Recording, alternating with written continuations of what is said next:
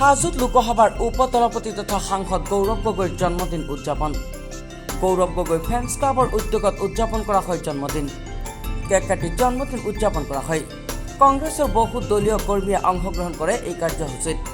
হাজো মেডিকেলত ৰোগীসকলৰ মাজত বিতৰণ কৰে ফল-মূল।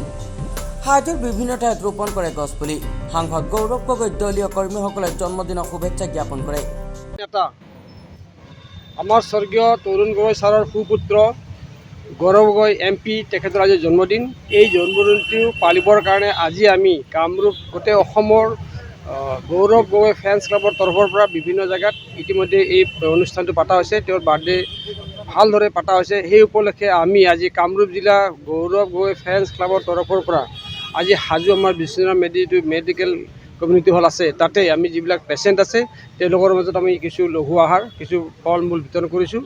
লগতে এই কম্পাউণ্ডটো, এই মেডিকেল কম্পাউণ্ডটো আমি চাফ চিকুণ কৰা যাব আৰু কিছু গছপুলি ৰোপণ কৰা যাব। তেখেতৰ জন্মদিন উপলক্ষে এইখিনি কাৰ্যসূচী আমি লোৱা হৈছে আৰু ইয়াতে আমাৰ হাজো ব্লক কংগ্ৰেছ কমিটিৰ ফালৰ পৰা সহযোগিতা আগবঢ়োৱা হৈছে।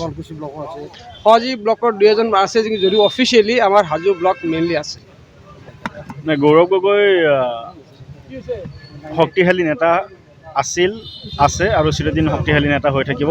তেওঁৰ জন্মদিন উপলক্ষে আজি আমি গৌৰৱ গগৈ ফেন্স ক্লাব, যিটো সংগঠন 2017তে আমি জন্ম হৈছিল, অসমৰ পটভূমি ৰেজিষ্টাৰ্ড সংগঠন, নন পলিটিকেল সংগঠন। ইয়াত কংগ্ৰেছ বা BJP সকলো দল সংগঠনেৰে মানুহ, যিয়ে গৌৰৱ গগৈৰ আদৰ্শ নীতিক ভাল পায়, সেই আদৰ্শ নীতিৰ লগত জড়িত মানুহ এই সংগঠনটোৰ লগত জড়িত আছে।